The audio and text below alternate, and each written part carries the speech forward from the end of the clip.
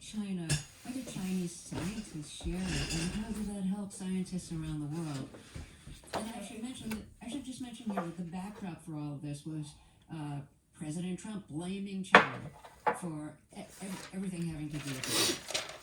Right, and I think what this tells us is that below the level of political context of Trump, and his counterpart of China and America squaring off against each other as geopolitical powers, there's also the level of scientists cooperating with each other across international borders. And Chinese scientists were very, very quick to release to upload the full sequenced genome of this virus in early January, and that gave scientists elsewhere in the world the knowledge that they needed to immediately start development of these mRNA vaccines that have one of which has been recently approved. I think that's a testament to one of the ideal ways in which science could work, in which it transcends international disputes, and in which knowledge is shared around the world. And you talk about how Britain was able to draw on its national health system to do a large study called Recovery that had like 17,600 COVID patients across 176 institutions, and that no study has done more to shape the treatment of COVID. What were the studies that this project developed, and how did that help? So Recovery is notable because it was a huge trial that looked at a number of possible COVID-19 treatments, things like dexamethasone, a steroid, which does seem to help the most critically ill patients, and hydroxychloroquine, a much-hyped anti-malarial drug, which doesn't seem to do anything for COVID-19. A lot of attempts to test whether different drugs and treatments work against this disease were very, very badly done. A lot of these trials were very small, too small to produce statistically solid results. Some trials lacked a control group, a group of people who receive a placebo or standard medical care and who provide a baseline against which you can judge how effective a new treatment actually is. So many of these studies were incredibly wasteful. They were just too sloppy to actually tell us much of anything about how to treat this disease. Recovery really stands out because of its size, because of its coordinated nature. It spanned 176 different institutions across the UK. And it took a long and unfortunate amount of time for the US to catch up to that kind of coordinated, careful, efficient effort. The sloppy research studies that you referred to, did those lead to misguided policies? In some cases, sure. There has been a huge amount of doubt about how to actually treat people with COVID. Of course, hydroxychloroquine was the subject of months of controversy, and in many cases still is. It didn't help that Trump himself touted the drug without much evidence and continued to do so even as evidence of its ineffectiveness started to mount.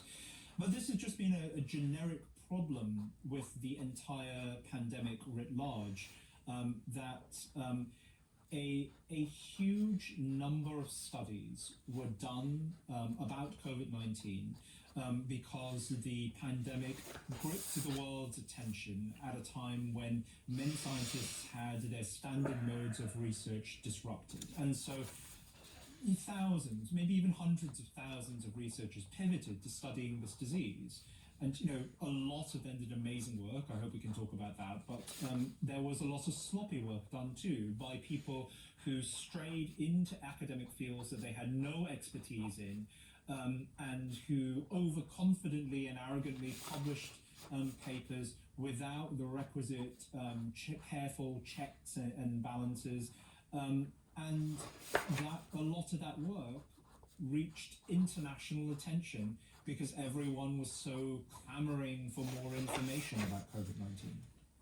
Let's take a short break here and then we'll talk some more. If you're just joining us, my guest is Ed Yong, a staff writer at The Atlantic, where he covers science. He's been writing about the pandemic since it started. His latest article is titled How Science Beat the Virus and What It Lost in the Process. We'll talk more after a short break. This is Fresh Air. Extremist hate groups supporting President Trump show no signs of disappearing under a Biden administration. We'll talk about how conspiracies and misinformation are driving radicalization in the U.S., plus a devastating year for press freedom across the world. We'll look at why, and a warm way to end your week, the history of the tradition of the holiday cookie. I'm Tanzina Vega, and that's next time on The Takeaway, weekday afternoons at 3 on 93.9 FM.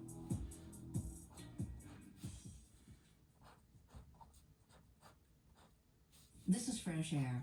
Let's get back to my interview with Ed Yong, a science writer for The Atlantic. His new article is titled How Science Beat the Virus and What It Lost in the Process.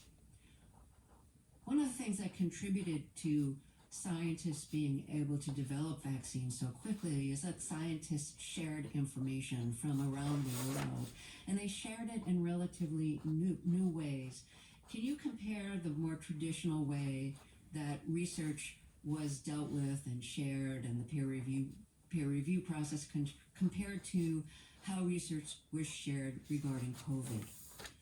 Sure, and to be clear, I'm not entirely sure that this specifically contributed to the speed of vaccine development, but it definitely contributed to the speed at which we learned more about the virus. So traditionally, academia works very slowly. People do experiments, write them up, they send their papers to a journal that sends them out to other scientists who then review the work. This process is very slow. It can take several months, which is obviously not what you want when a fast-spreading pandemic is moving around the world.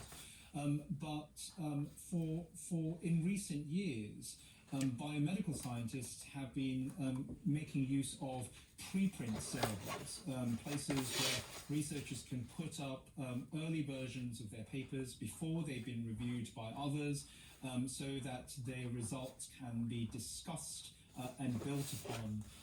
Now, this is a development that I think has both good and bad sides to it. The good side is that it allows science to operate at a much faster pace, and we saw that in the pandemic. We saw preprints being openly and rapidly discussed, dissected, built upon, but at a time when a lot of overconfident and inexperienced people are diving into the field, you see a lot of bad work, a lot of sloppy preprints, and a lot of those got massive media attention because we journalists were looking for them to a greater degree than we had ever done before. There are both good and bad sides to this, I think. If you want science to operate at a much faster pace than it normally does, then you're also going to see both good and bad work getting out into the world at a much faster pace. Something that you think we did not conduct enough research into is schools and how the virus spreads and operates in children. We see that the school and college policies have been so inconsistent from one school to the other, from one city to another. And schools and colleges were opening and closing and opening and closing, and it was all very confusing. And parents and children were kind of caught in the middle, not knowing what to prepare for. What kind of research do you think could have been done that was not?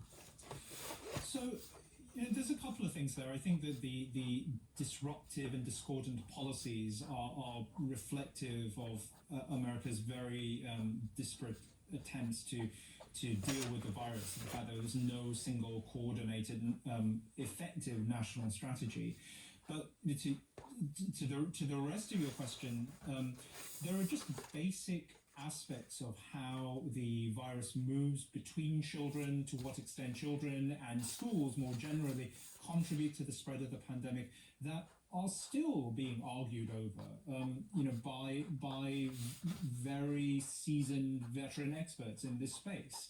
And I think partly that stems from a lack of clear, coordinated, large-scale research efforts. There simply wasn't certainly in this country, a study of the size and scope that would offer really solid answers to these questions. A lot of the ones that were done were small and piecemeal. And I think that reflects our biases, as a society, and biases among the research enterprise. Like biomedical scientists, we have this biomedical bias. We want drugs and vaccines, and a lot of biomedical researchers focus on sickness as an acute event, like just a battle between a person and a virus, that leads to perhaps death or recovery. But a lot of social scientists think about long-term consequences. They understand that if you take children out of school for a year, maybe longer, you're really going to set them up for problems much further down in their lives and in their careers. So it should have been obvious to everyone that, like even in March, that without a vaccine ready by the fall, we would need to face questions about whether schools would reopen. And this was a major area of research that needed investment. But when Congress awarded billions of research to the NIH to study COVID, none of that went down to the National Institute of Child Health and Human Development, which focuses on these kinds of issues. And that institute did do some studies, but it didn't benefit from that massive congressional bolus of money, and that's a tragedy. It reflects where our priorities lie and where they are, and areas that are being neglected. I want to ask you about another new development, and that's monoclonal antibody therapy, which was recently approved by the FDA for emergency use. What is it, and what will it be used for? So when a person gets infected by the virus, their immune system eventually develops antibodies, which are small molecules that glom onto the surface of the virus and stop it from infecting cells. Monoclonal antibodies, these treatments that you're mentioning, are basically ways of providing those antibodies without your immune system having to do the work. So you're injecting people with pre-made antibodies that are meant to recognize and gum up the virus. There have been some really promising results for these antibodies, and especially in the context of preventing infections from progressing to severe disease, and that absolutely is something that we need. It is a win in that there are very, very few other treatments that really seem to work for COVID-19. Beyond just basic medical care, we have things like dexamethasone, a steroid, and possibly, arguably, some others, but it's very slim picking. So having extra tools in our arsenal is certainly a good thing. So this would be used for people who are already sick, but not so sick that they have to be hospitalized. This might prevent them from having the disease progress. Right, that is the ideal use case, that you would use these to keep people out of hospital. Now, a couple of caveats here. There are not a huge number of doses of these things available. So, we're not, I would just really caution listeners against thinking that we are going to use drugs whether we are going to use drugs and treatments to end the pandemic. I don't think that's ever really been the case. These things tend to have incremental benefits over and above standard medical care. What we need, and what we've always needed, have been good public health. We've spoken a lot of this interview about drugs and vaccines, and while those are great, a lot of the things that have really made a difference, and should have made more of a difference this year, have been things like masking, physical distancing, testing, contact tracing. Those are the things that we don't, as a country, invest nearly enough in, and yet they have been our main defenses against COVID-19 for almost all of 2020. Well, if you're just joining us, my guest is Ed Yong, a staff writer at The Atlantic, where he covers science. His new article is titled How Science Beat the Virus, and what it lost in the process. We'll be back after a short break. I'm Terry Gross, and this is Fresh Air.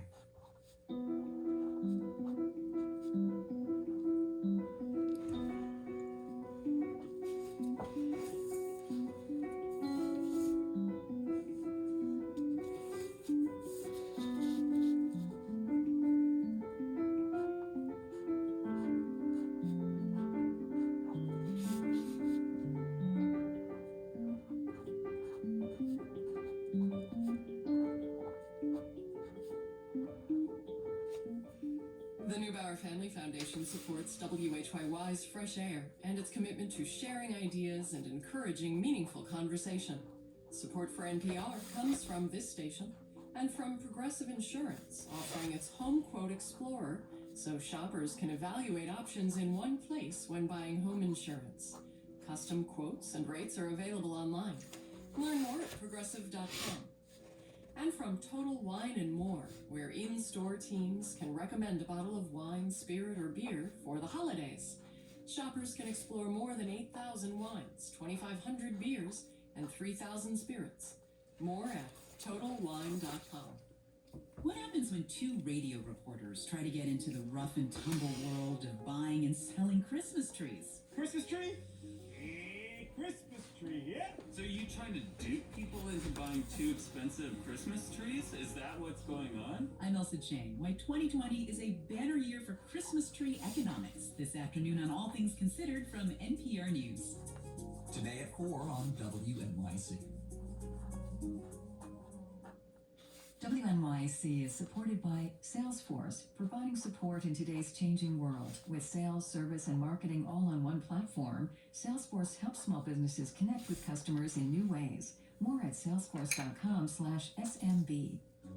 If you believe democracy requires a free press, your station is WNYC, 93.9 FM and AM 820, NPR News and the New York Conversation. This is Fresh Air. Let's get back to my interview with Ed Yong, a science writer for The Atlantic. He's been covering the pandemic. His new article is titled How Science Beat the Virus and What It Lost in the Process. So President Trump got a monoclonal antibody treatment, and he claims that it cured him of COVID. Do we have evidence that it was the monoclonal antibodies that were effective in his healing?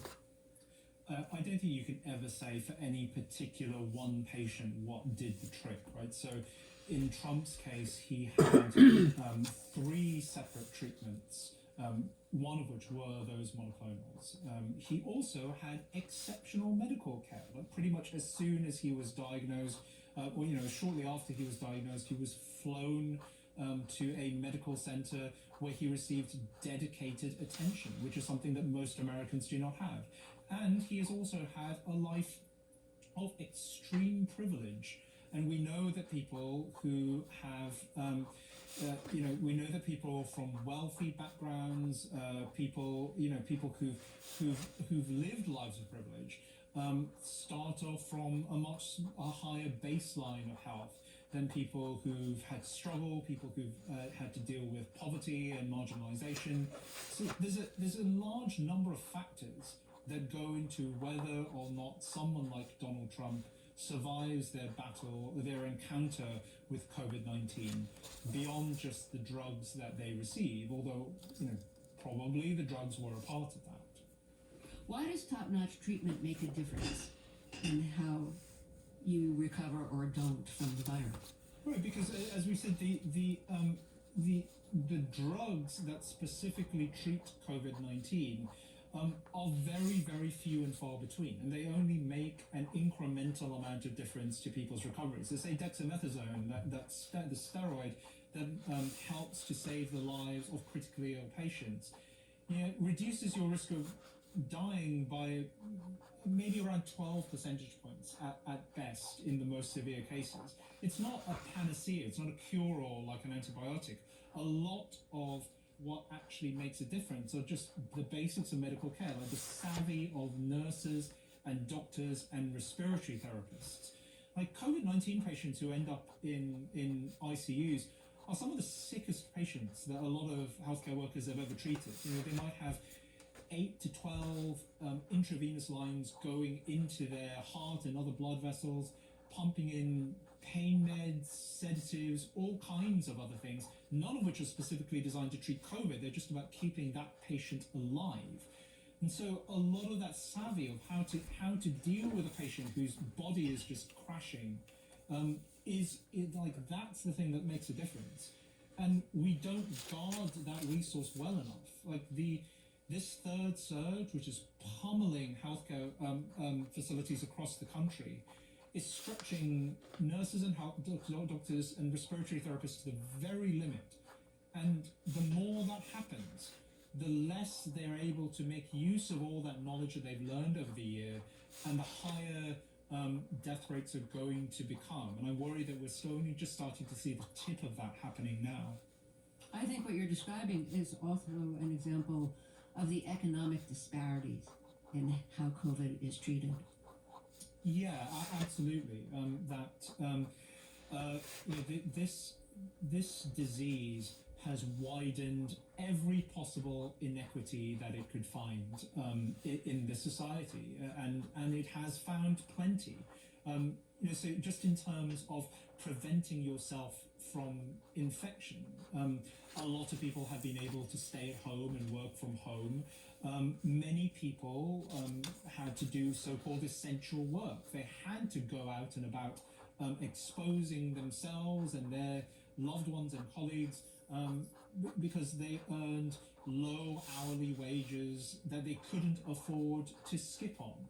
And then a lot of Americans don't have access to healthcare at all, or receive poorer quality of healthcare. A lot of people from Black, Latino, and other minority groups have long received poorer quality of discriminatory healthcare that has led to worse outcomes even before COVID-19. And so it's no surprise that a lot of these folks have also been disproportionately hit by this virus. After you get the vaccine, can you still spread the virus to other people? Right, so this is an absolutely crucial question, and we don't know. And the reason we don't know is that the clinical trials that assessed to the Pfizer and Moderna vaccine looked really only at their ability to prevent symptomatic disease. So we know that they stop people from developing symptoms very, very effectively, much more effectively than anyone had dared hope for. But we still don't know whether they stop infected people from transmitting. Now, two things there. If they don't, that is bad news, because it means it's going to be much harder to achieve herd immunity, the level in which the virus struggles to find new hosts. And it means that you might get it means that there's a risk that vaccinated people lower their guard and could potentially spread the virus to others, which would be a pretty bad scenario.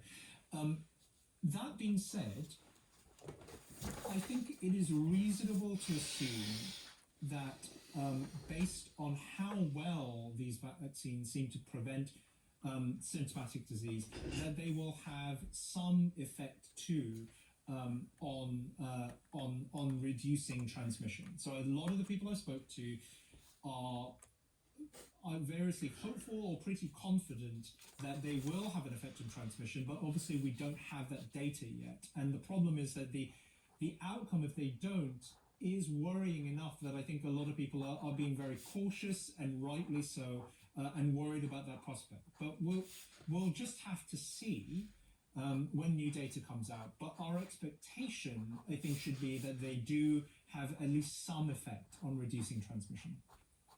But it sounds like the general opinion in the scientific community is that after you get the vaccine, you should still wear a mask, because it's not 100% effective, so you should protect yourself and other people and continue to wear a mask and social distance. Is that right? Well, I think that it's a good idea, especially as the vaccines are being rolled out, because the more people get vaccinated, the more things will start to, the more the pandemic will start to slow down. But it's going to take a while, and it's going to take a while for things to get under control. And during that time, it is still important for us to keep on taking the precautions that have mattered this year. You don't think of the vaccine as a light switch that the minute it starts going into people's arms, normalcy resumes. It's going to be a slow process, and there are a lot of possible roadblocks in the way in terms of producing the vaccine, distributing it, allocating it. I mean, this is basically the most complicated vaccination program that the US has ever attempted, and we're attempting it in the middle of a pandemic. A lot of things could go wrong. Some things probably will go wrong, and the more we use protective measures like masks, like distancing, the more we buffer ourselves against glitches in the vaccine rollout process. Let me reintroduce you here. If you're just joining us, my guest is Ed Yong, a staff writer at The Atlantic, where he covers science. He's been writing about the pandemic since it started. His latest article is titled How Science Beat the Virus and What It Lost in the Process. We'll talk more after we take a short break. This is Fresh Air. WNYC supporters include Dancing Deer Baking Company, delivering artisan handcrafted cookies and fudge brownies to the client store for over 22 years. Dancing Deer Baking Company. No matter the distance, we got you covered. More at dancingdeer.com.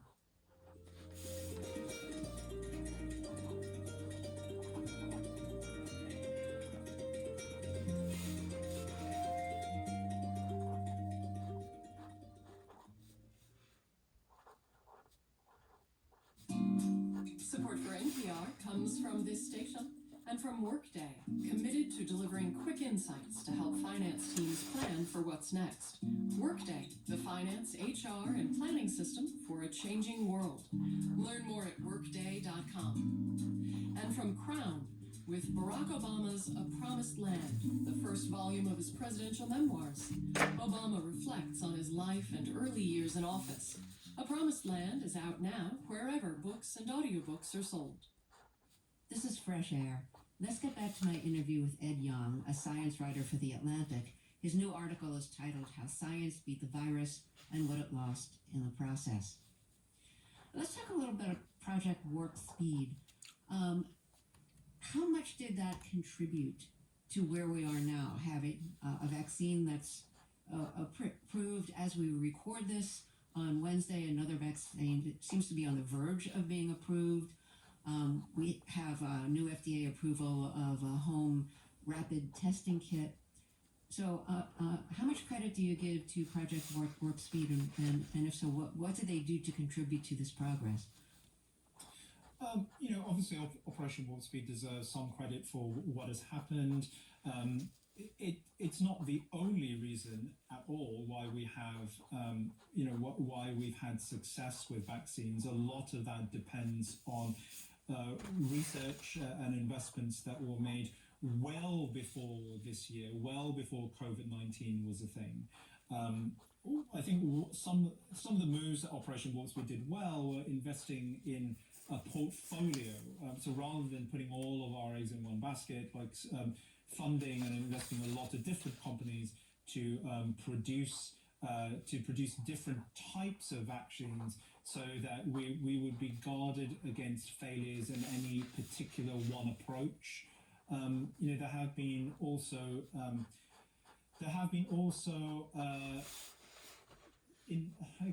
innovations in the logistics of vaccine development. So a lot of steps that typically happen in series occurred in parallel. One thing I would add, though, is the amount of money that went into Operation Warp Speed was huge, but the amount of money that has been allocated by Congress to actually deploy the vaccines is comparatively minuscule, and that is a problem. Like I believe that it's just over 300 million. I think it's about 340 million that has been allocated to the states to roll the vaccines out, to get them in people's hands, to do information campaigns. And that is, I believe barely 2% of the amount that Operation Warp Speed was funded for. And that is, I think, ludicrous. Like, you put all this effort into creating these things, and then what, you just assume that they go out to people? I think there has been a certain amount of naivety on the part of the government about like what it actually takes to turn vaccines into vaccinations.